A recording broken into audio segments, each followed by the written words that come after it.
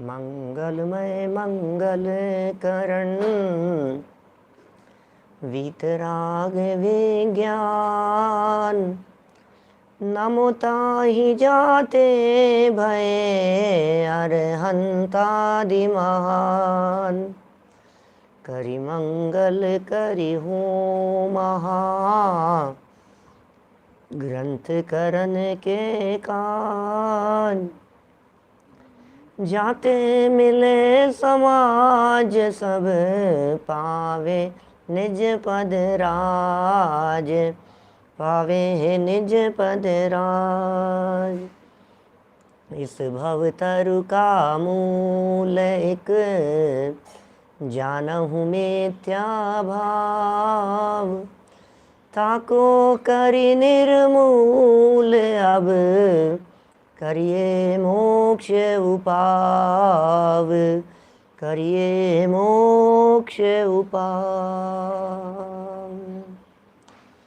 मोक्ष मार्ग प्रकाशक नामक ये ग्रंथ है। आचार्य कल्प पंडित प्रवर टोडरमल जी साहब की अनुपम रचना। यहाँ 7वां अधिकार और व्यवहाराभासी जीव की चर्चा हम कर रहे थे। व्यवहाराभासी जीवों को 4 भागों में विभाजित किया। 4 प्रकार के व्यवहाराभासी जीव बतलाए। नाम भी याद होने चाहिए सभी को। कुल अपेक्षा धर्मधारक व्यवहाराभासी, परीक्षा रहित आज्ञानुसारी धर्मधारक व्यवहाराभासी, सांसारिक प्रयोजनार्थ धर्मधारक व्यवहाराभासी और धर्म बुद्धि से धर्मधारक व्यवहाराभासी। कुल अपेक्षा, परीक्षा रहित, सांसारिक प्रयोजन और धर्म बुद्धि। इनमें कुल अपेक्षा से धर्म करने वालों की चर्चा हो चुकी है। परीक्षा रहित आज्ञानुसारी की चर्चा चल रही थी। इसमें भी 3 महत्वपूर्ण बिंदु शंकाकार की तरफ से प्रस्तुत किए गए थे। उसमें पहला बिंदु यह था शंकाकार का कि शास्त्रों में एक आज्ञा सम्यक्त्व कहा है। अब चूंकि आज्ञा सम्यक्त्व कहा है और मैं आज्ञा मानता हूं तो बात खत्म हो गई। दूसरा बिंदु यह कहा था कि शास्त्रों में धर्म ध्यान के भेदों में एक धर्म ध्यान कहा है आज्ञा विचय नाम का, इसलिए मैं आज्ञा मानता हूं, बात खत्म हो गई। तीसरी एक और बात कह दी कि दुनिया में या सम्यक दृष्टि जीवों के जीवन में एक निशंकित नाम का अंग होता है।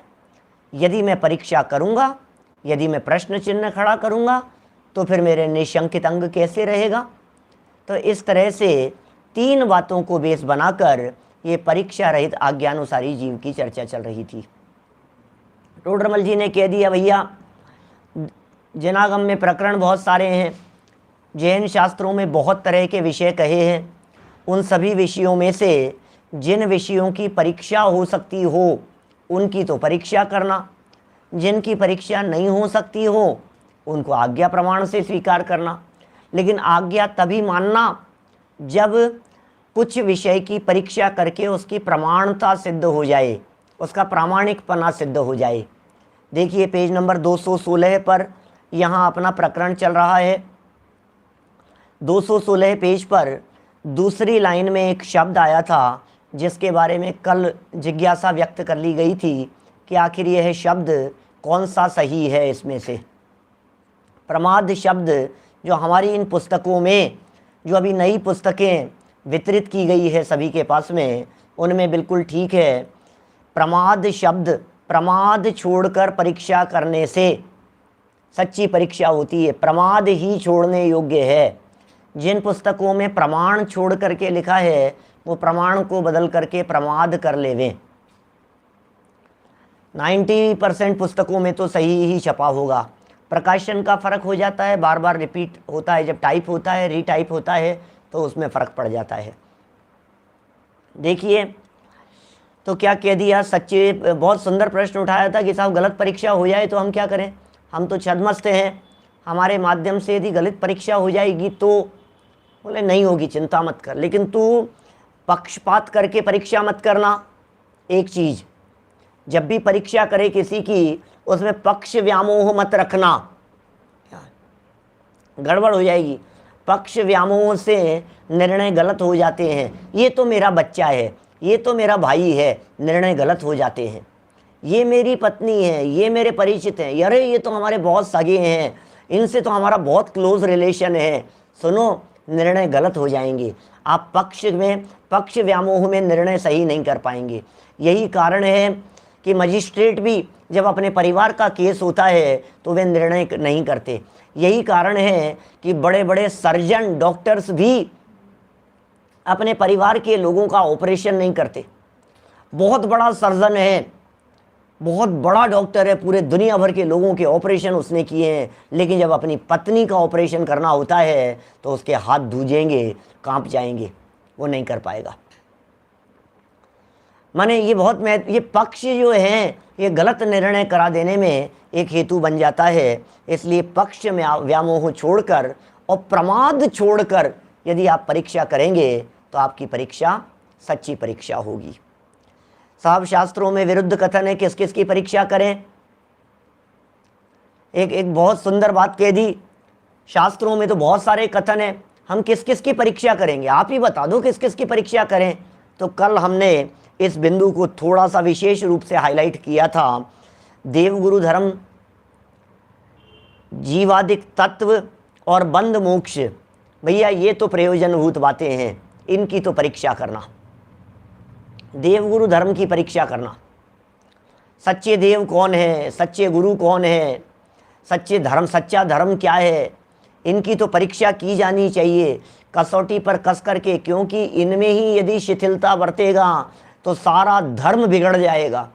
अहो, देवगुरु धर्म तो सर्वोत्कृष्ट पदार्थ है, इनमें शिथिलता रखने से अन्य सर्व धर्म बिगड़ जाता है। इसलिए इनमें शिथिलता मत रखना, इन देवगुरु धर्म में शिथिलता रखना योग्य नहीं है। देखिए जरा कितनी सुंदर बात कह दी है कि साहब कैसे निर्णय करना इनका। जिन शास्त्रों में देवगुरु धर्म का सच्चा स्वरूप कहा हो, जिन शास्त्रों में बंध और मोक्ष का सच्चा स्वरूप कहा हो, जिन शास्त्रों में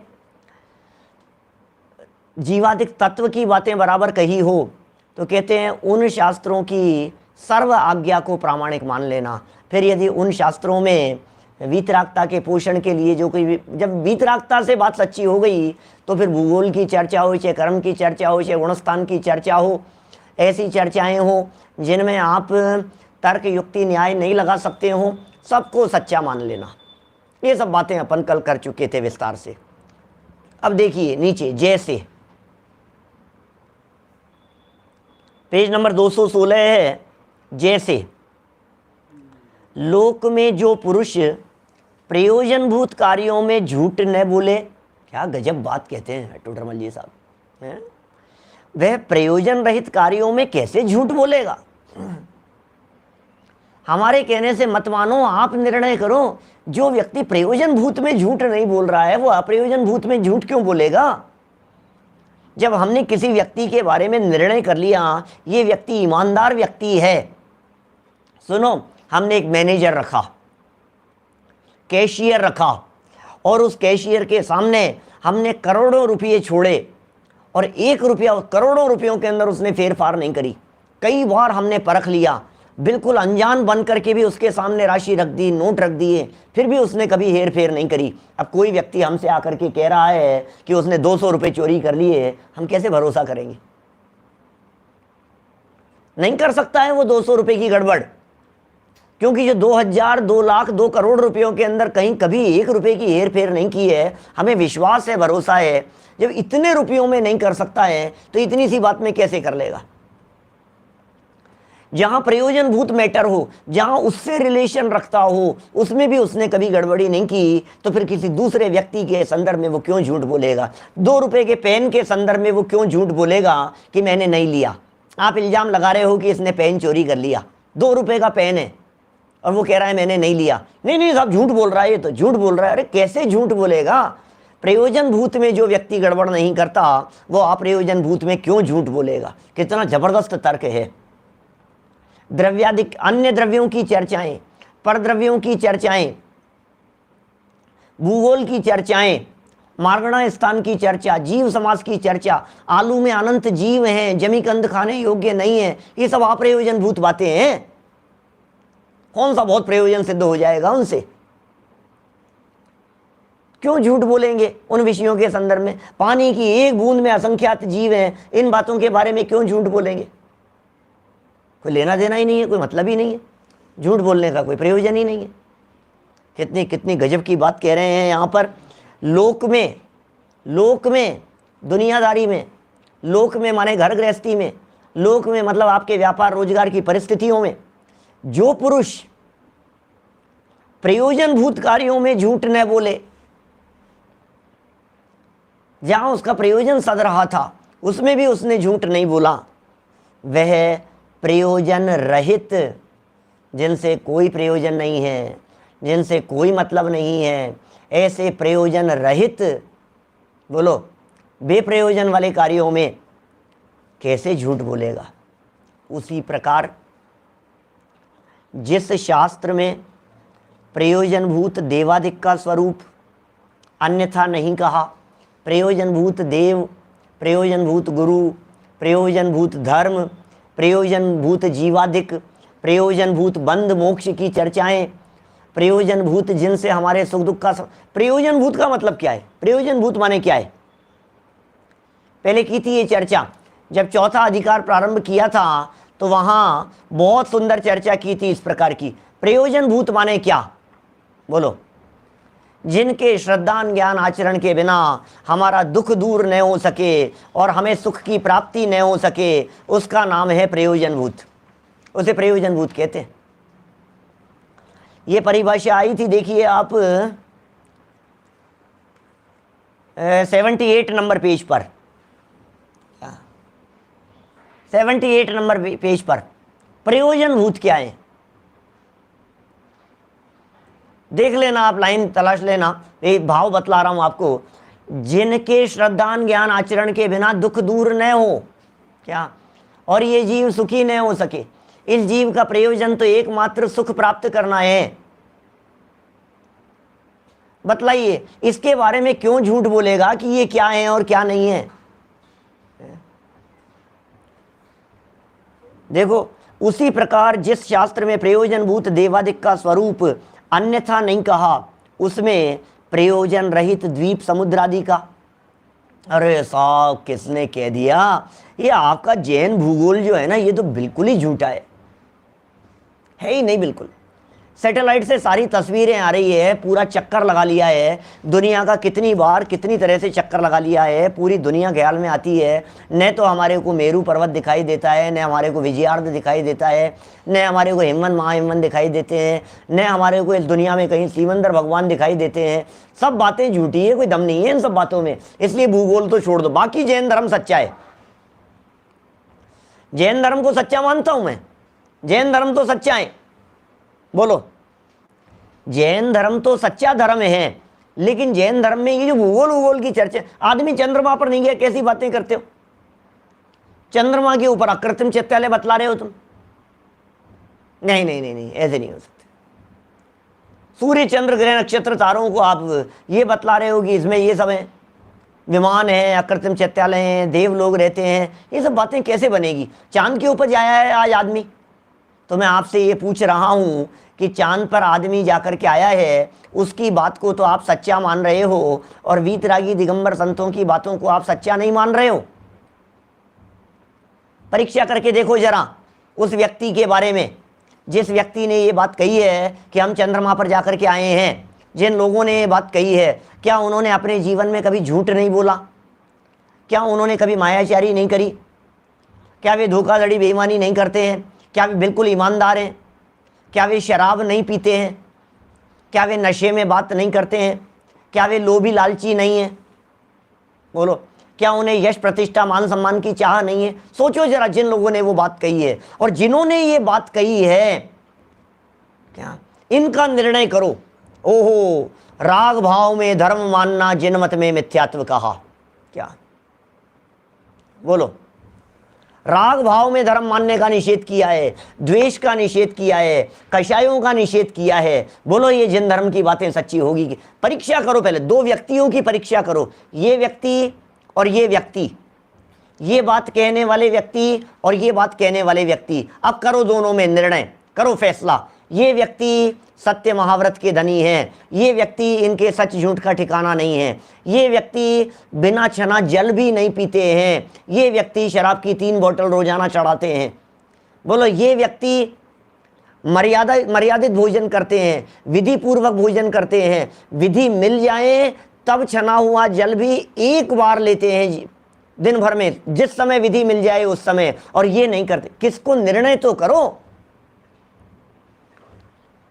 ये जो प्रयोजनभूत बातें हैं इसमें ही झूठ नहीं बोल रहे। संसार मोक्ष के संदर्भ में शरीर भिन्न है और आत्मा भिन्न है, इस सत्य का जो निरूपण कर रहे हैं वे आपकी इस बात में झूठ बोलेंगे। उन्हें चंद्रमा से क्या लेना देना है कि उसके ऊपर है कि नहीं है, जो जैसी बात थी वैसी कह दी। आप तो फटाफट पलट करके हमारे को ये बात कह रहे हो, अरे नहीं नहीं पंडित जी क्या बात कर रहे हो, जैन धर्म ये कहता है कि सूर्य घूम रहा है, मेरु प्रदक्षिणा नित्य गति ओन्द्र लोके। हम कैसे मान लेवे? आज के विज्ञान साइंटिस्ट पूरी दुनिया सब ये मानती है कि पृथ्वी घूम रही है। बोलो क्या करें? सही कह रहे हैं एडवोकेट साहब। बोलो इनको सैलरी मिलती है, इनको तनख्वाह मिलती है, इनको जो बात कही गई है उसी बात के लिए उन्हें पैसा मिलता है। इसको सिद्ध करो। न्यूज़पेपर वालों को, एजेंसी वालों को, न्यूज़ चैनल वालों को उस बात का प्रचारित करने के लिए खूब पैसा मिलता है, उसका प्रचार प्रसार करते। निर्णय तो करो कौन व्यक्ति सत्य बोलेगा और कौन व्यक्ति झूठ बोलेगा। जिसने जीवन में कभी एक शब्द भी असत्य नहीं बोला हो, जिसने एक शब्द भी असत्य बोलने के संदर्भ में प्रतिज्ञा ले ली हो कि असत्य नहीं बोलेंगे लाइफ टाइम के लिए, सत्य महाव्रत के जो धनी हो गए हों वे कैसे झूठ बोलेंगे? सत्य महाव्रत के धनी हो गए हैं वो। 2 सूर्य हैं, 2 चंद्रमाएं, नहीं नहीं नहीं कैसे हो सकते हैं 2-2? अरे ऐसे कैसे हो सकते हैं? यहां भी हो रहा है, यहां भी हो रहा है। अरे भाई ये सत्य महाव्रत के धनी है, पहले ये नक्की करो, पहले ये नक्की करो। अच्छा छोड़ो, ये तो अप्रयोजनभूत बात है ना, सूर्य चंद्रमा कितने हैं ये तो अप्रयोजनभूत बात है ना, उनकी गिनती लिखिए। एक चंद्रमा के परिवार में 1 सूर्य, 1 चंद्रमा, 88 ग्रह, 28 नक्षत्र, 66,975 कोड़ा कोड़ी तारे लिखे हैं। 66,975 कोड़ा कोड़ी तारे लिखे हैं। मैं कहता हूं कोई भी साइंटिस्ट एड़ी से चोटी तक का जोड़ लगा लेवे, दुनिया के सारे साइंटिस्ट, भूतकाल के, वर्तमान के, भविष्य में होने वाले साइंटिस्ट, जिन्हें साइंटिस्ट कहते हैं, जिनके पास में डिग्री हो, ऐसे व्यक्ति एड़ी से चोटी तक का जोड़ लगा लेवे और तारों की संख्या गिन करके बतला देवे तारे कितने हैं। बोलो गिन करके बता दो तारों की संख्या। अब हमारे वीतरागी दिगंबर संत कह रहे हैं 1 चंद्रमा के परिवार में 66,975 कोड़ा कोड़ी तारे हैं। क्यों झूठ बोलेंगे? क्या मतलब है? 66,975 कोड़ा कोड़ी कहने में किसका प्रयोजन सिद्ध हो रहा है? कौन सी नाम, यश, प्रतिष्ठा क्या मिल रहा है? ये तो बताओ, क्यों झूठ बोलेंगे? कुछ लेना देना नहीं है ना इन सब बातों से। बोलो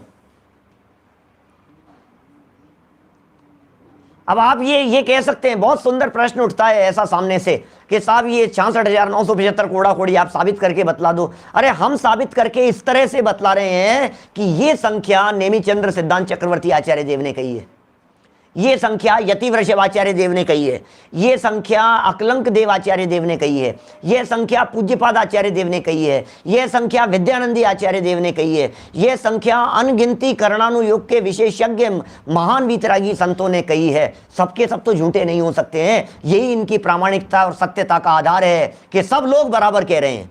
ये इनकी सत्यता का आधार है। संख्या में फर्क नहीं दिखाई दे रहा है, ये इनकी सत्यता का आधार है, ये इनकी प्रामाणिकता का आधार है।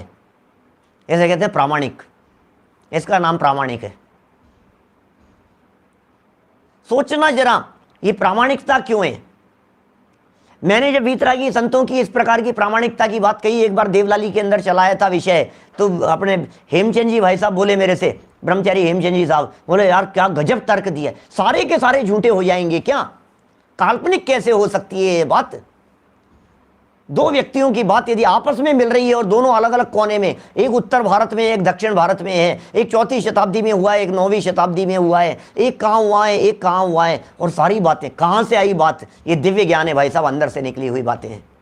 छोड़ो उनका तो आप निर्णय नहीं कर सकते। उन्होंने जो बात कही है, वीतरागी संतों ने चांद तारों के संदर्भ में जो बात कही है, पृथ्वी के संदर्भ में जो बात कही है, भूगोल के संदर्भ में जो बातें कही है, उनके बारे में तो आप निर्णय नहीं कर सकते, नहीं कर सकते, परीक्षा नहीं कर सकते। कैसे माने साहब ये बातें सच्ची होगी? तो टोडरमल जी ने कहा भैया सुन, उन्होंने और भी बहुत सारी बातें कही है, अकेले चांद तारों की चर्चा नहीं की उन्होंने और भी बहुत सारी बातें कही है। ये क्या बातें कही है साहब? उन्होंने भेद विज्ञान की बातें कही है, उन्होंने कहा राग दुख का कारण है, ये बातें कही है उन्होंने कहा हे जीव तू अपनी इच्छाओं से दुखी है, तू अपनी कषायों से दुखी है। उन्होंने और भी बातें कही है कि एक द्रव्य दूसरे द्रव्य का कर्ता धर्ता नहीं है। उन्होंने और भी बहुत सारी बातें कही हैं सब द्रव्य स्वतंत्र जगत में, बोलो ये भी बातें कही है। तो अब इनका निर्णय करके देख ले, यदि ये बातें तुझे तर्क की कसौटी पर सच्ची ख्याल में आती हैं तो फिर जो अप्रयोजनभूत बातें हैं उनको भी सच मानना, ये टोडरमल जी का कहना है। सही है साहब, इनकी सारी बातें सही है।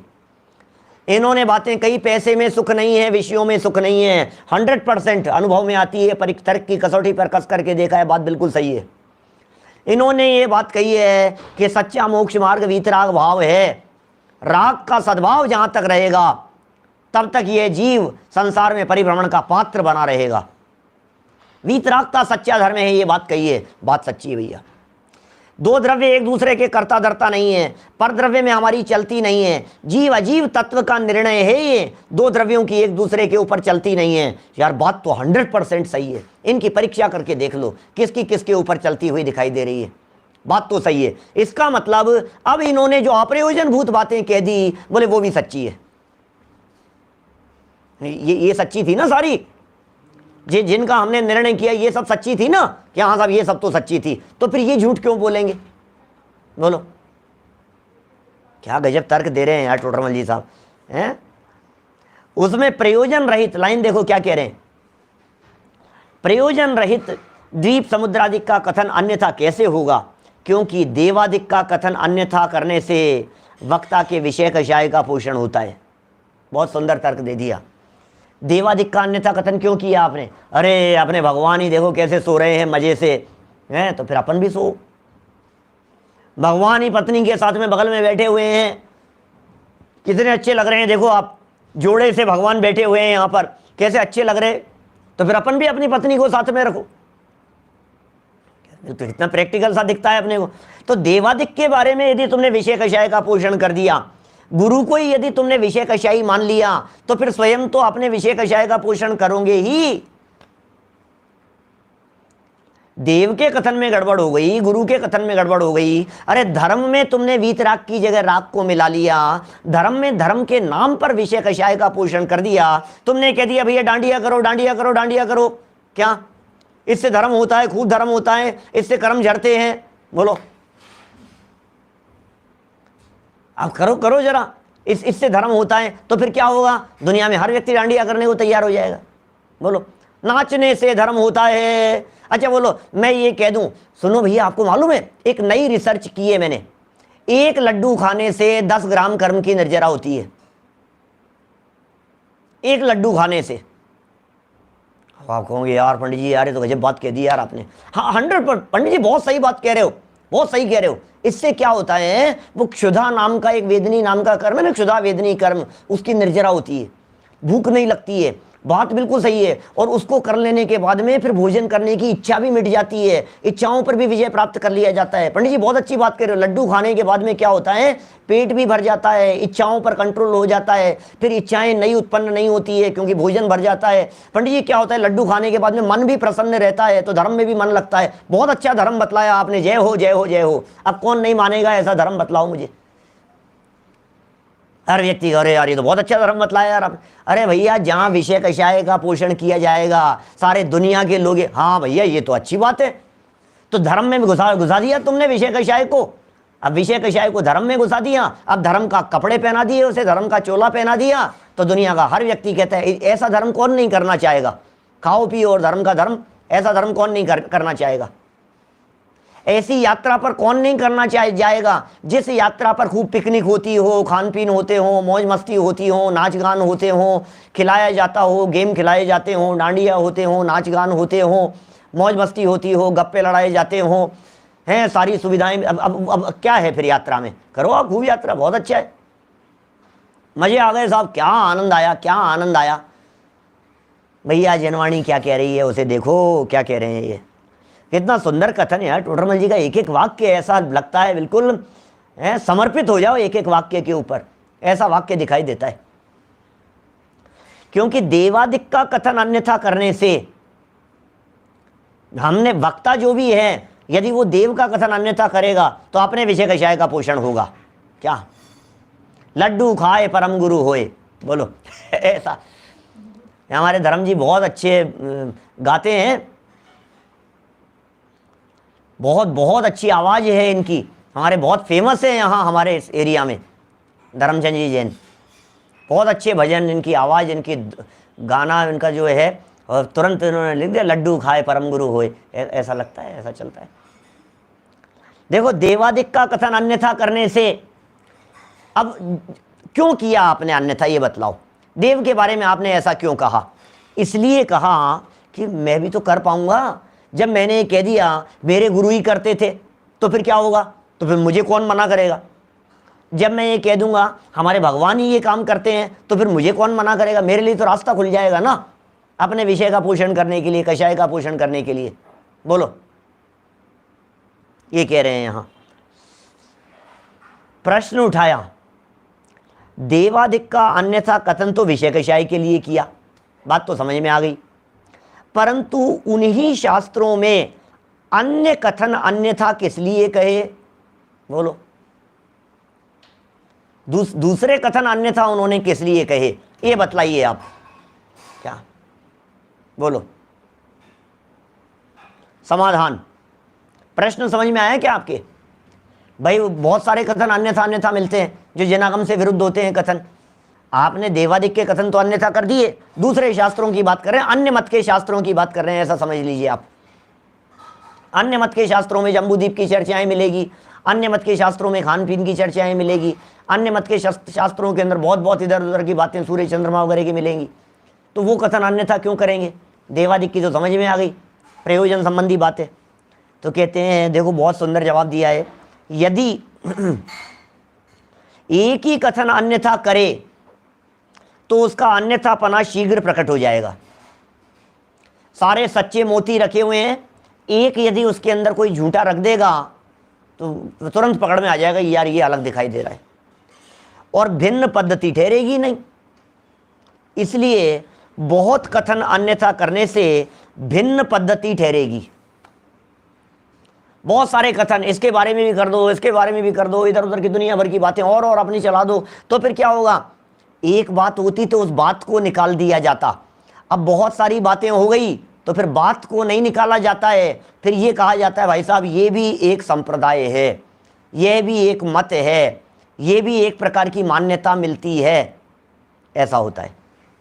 वहाँ तुच्छ बुद्धि भ्रम में पड़ जाते हैं कि ये भी मत है, ये भी मत है। अब तुच्छ बुद्धि भ्रम में पड़ जाते हैं। बोलो, अब बहुत सारी बातें कह दी, अब तुच्छ बुद्धियों को ऑप्शन हो गए, ये है कि ये अब ये भी है साहब, ये भी मिलता है, ये भी मिलता है, भ्रम में पड़ जाते हैं।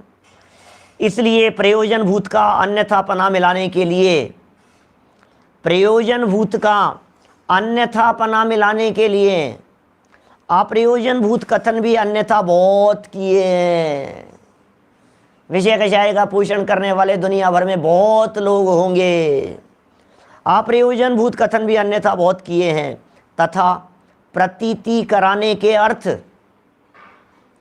प्रतीति कराने ने एक ही मात्रा, प्रतीति कराने के अर्थ कोई कोई सच्चे कथन भी किए हैं, जिससे बिल्कुल ही ऐसा नहीं लगे कि बिल्कुल ही झूठे हैं, कोई कोई कथन सच्चे भी कर दिए। परंतु जो चतुर हो ना सो भ्रम में नहीं पड़ता। क्या बात कह रहे हैं भैया? पूरे दुनिया भर में मिलावट चल रही है और धर्म के नाम पर सबसे ज़्यादा मिलावट है। धर्म के नाम पर ज़्यादा मिलावट नहीं होती तो इतने सारे धर्म क्यों खड़े हो जाते दुनिया भर में? हर थोड़े थोड़े समय में नया धर्म प्रकट हो जाता है, फिर थोड़ा सा काल बीतता है, 150 100 200 काल बीतते हैं और एक संप्रदाय खड़ा हो जाता है, फिर 100 200 काल बीतते हैं, फिर एक नया संप्रदाय खड़ा हो जाता है। अकेले जैनियों की बात नहीं कर रहा हूँ, सारे धर्म दर्शनों की बात कर रहा हूँ। सब जगह पर मिलावट का धंधा चल रहा है, जहाँ देखो वहाँ उल्टी सीधी बातें चल रही है। चतुर व्यक्ति भ्रम में नहीं पड़ते। प्रयोजनभूत कथन की परीक्षा करके जहाँ सत्य भाषित हो उस मत की सर्वाज्ञा माने। भैया परीक्षा करके देखो, जैन मत की सारी बातें आपको सच्ची नजर आएंगी। जैनियों के यहाँ की सारी बातें सच्ची है, जैन आगमों की सारी बातें सच्ची है। कि आप कैसे कहते हो सच्ची है, हम ऐसे कहते हैं कि हमने कुछ वचनों की परीक्षा करके देख लिया है। परीक्षा के बिना निर्णय नहीं होता। बोलो, जिनकी परीक्षा की प्रयोजनभूत के संदर्भ में और परीक्षा करके सत्य भाषित हुआ, सारी बातें सच्ची है, सारी आज्ञा मान लेना आंख बंद करके। क्या आंख बंद करके मान लो आप? क्यों? क्योंकि ये प्रामाणिक सिद्ध हो गए हैं। क्या श्रद्धा लूटने वाले सच में बहुत हैं इस पूरे दुनिया भर में, श्रद्धा के लुटेरे बहुत हैं। देखो, सो परीक्षा करने पर जैन मत ही सत्य भाषित होता है, अन्य नहीं। इस लाइन को अपने दिमाग में बैठा लेना। परीक्षा कर, नहीं साहब, हमने परीक्षा की, गलत परीक्षा हो जाए तो बात उठाई थी ना ऊपर, गलत परीक्षा हो जाए तो हमने परीक्षा की और जैन मत झूठा सिद्ध हो जाए तो, बोले जैन मत झूठा सिद्ध नहीं होता है। तू उत्तर माला का उत्तर सुधारने की कोशिश मत कर, उत्तर माला तो सही है। अपनी परीक्षा को देख दोबारा, अपने फॉर्मूले को देख, अपने प्रोसेस को देख।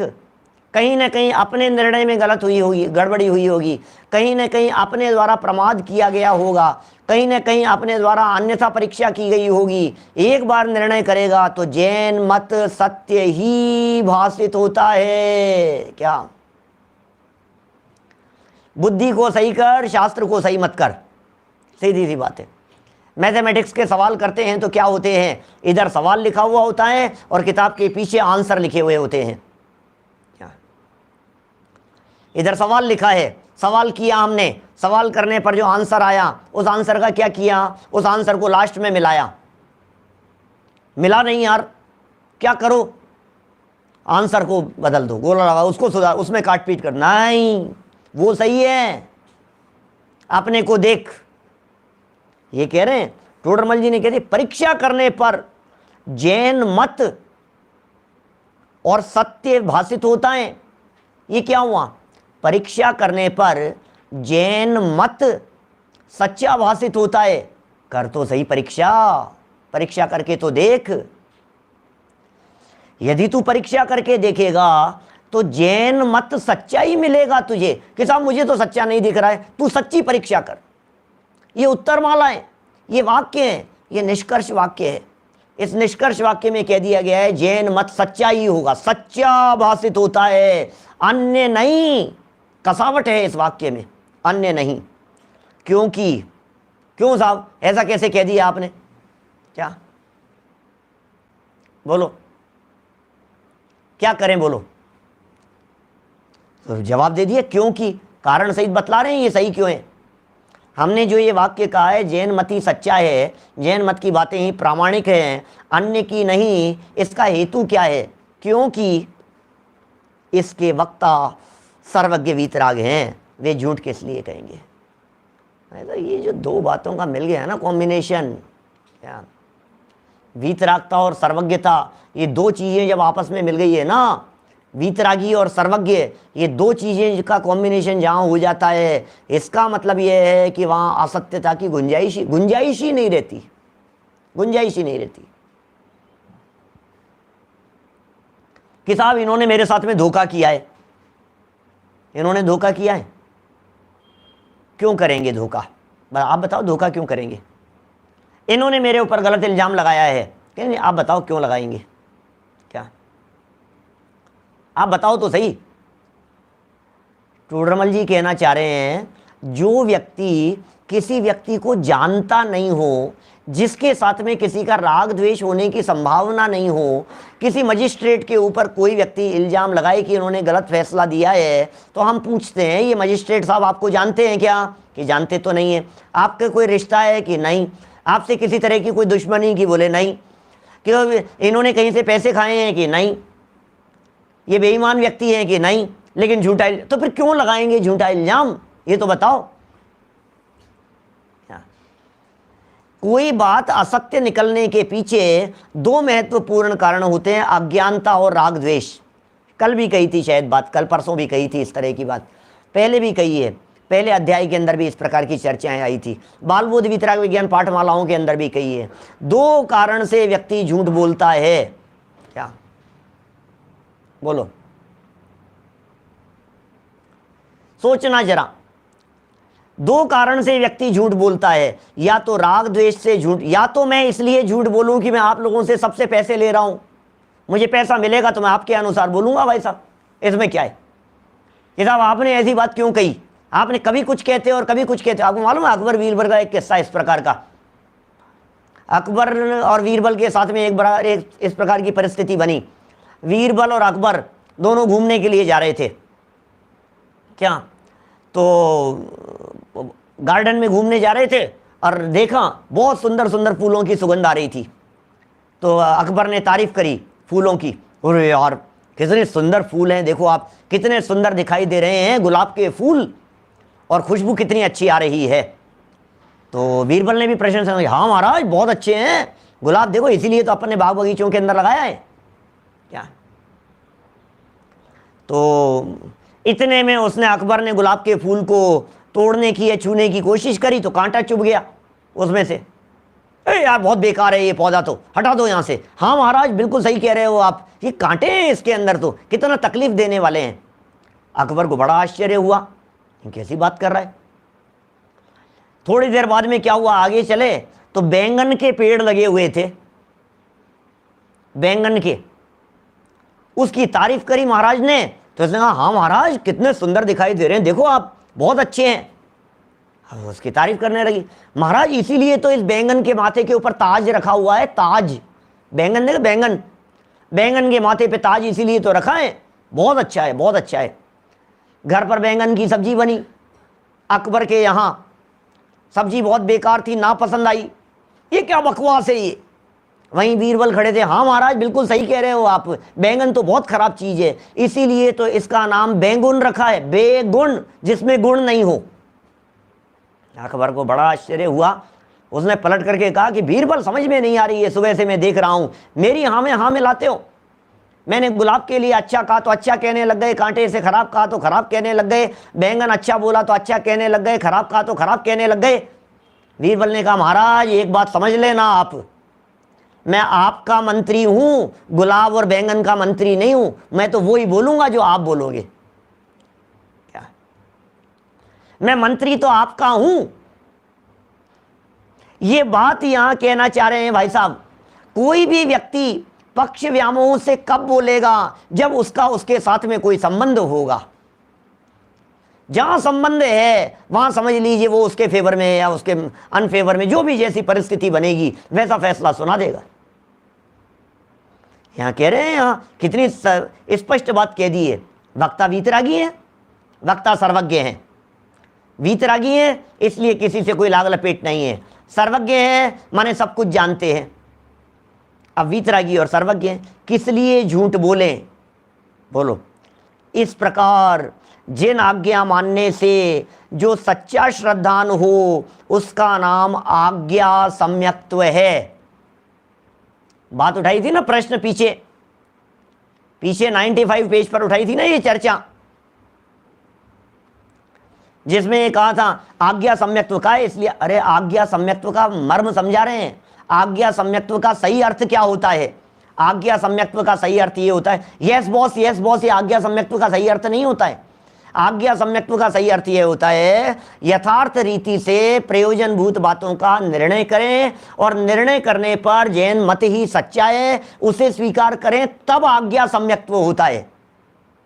आज्ञा सम्यक्त्व का मतलब ऐसा नहीं है जो कहा है सही है, जो कहा है सही है, yes boss, okay okay okay, जो कह रहे हो आपकी सारी बातें, ऐसा नहीं है। इसे आज्ञा सम्यक दर्शन नहीं कहते। शास्त्रों में जो 10 प्रकार का सम्यक्त्व कहा है और 10 प्रकार के सम्यक्त्व में एक आज्ञा सम्यक्त्व की बात कही है, उस आज्ञा सम्यक्त्व का मतलब क्या है? उस आज्ञा सम्यक्त्व का मतलब यह है प्रयोजनभूत तत्वों को जानना, प्रयोजनभूत बातों को जानना, भेद विज्ञान वीतरागता की पोषक बातों को जानना, क्या, और उन बातों को जानकर उनकी परीक्षा करना, परीक्षा करके निर्णय करना, और निर्णय करके इस बात पर पहुंचना कि जैन मत ही सच्चा है। और इस निर्णय पर पहुंच जाने पर जब अंदर से बात की स्वीकृति होती है तब इस बात को समझना आज्ञा सम्यक्त्व है।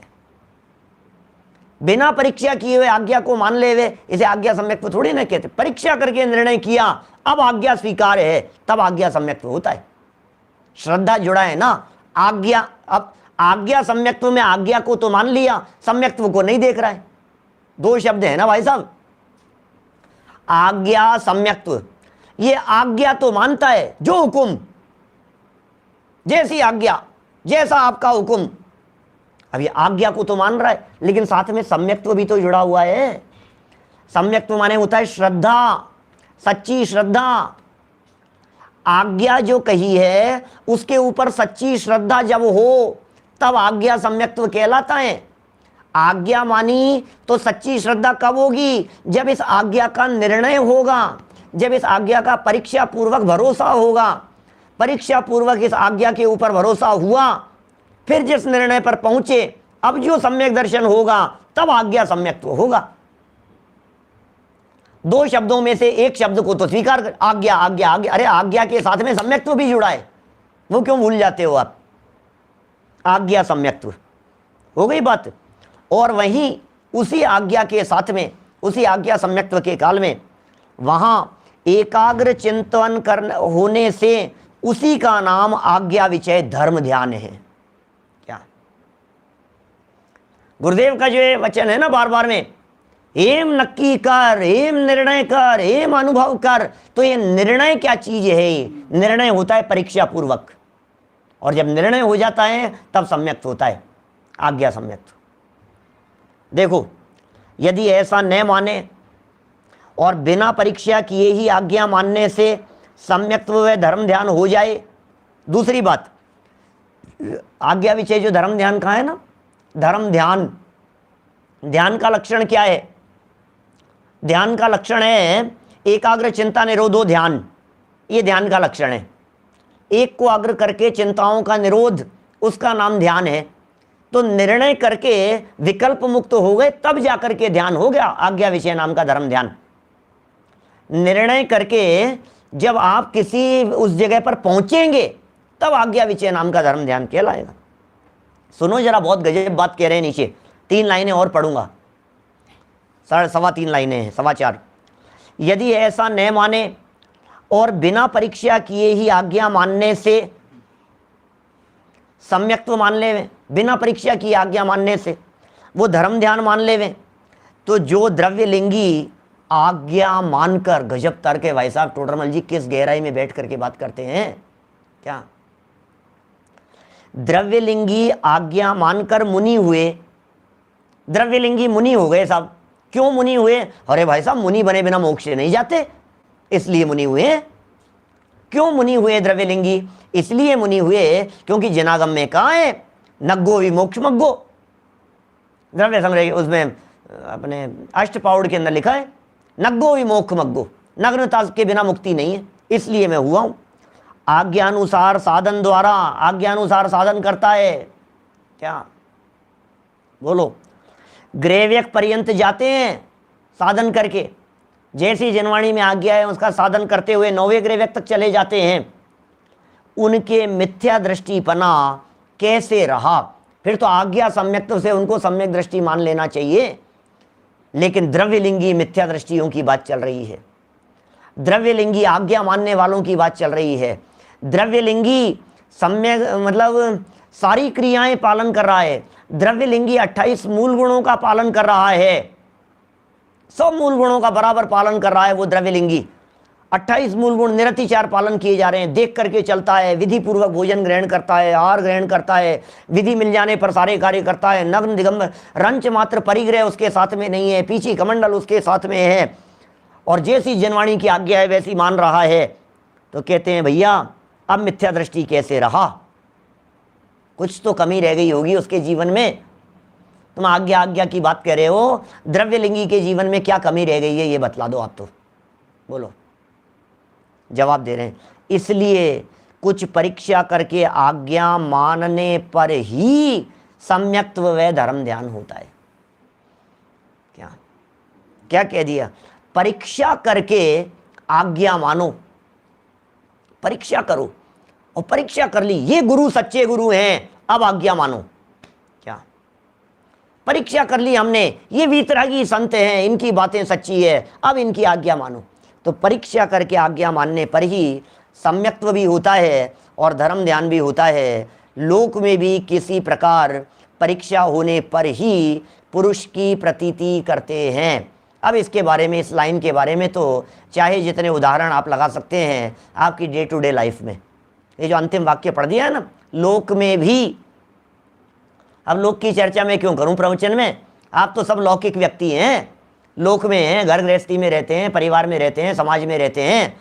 तो टोडरमल जी कह रहे हैं लोक में भी किसी प्रकार परीक्षा होने पर, आपके घर गृहस्थी में परीक्षा होने पर ही पुरुष की प्रतीति करते हैं। पुरुष की प्रतीति कब करेंगे आप ये बतलाइए, बोलो।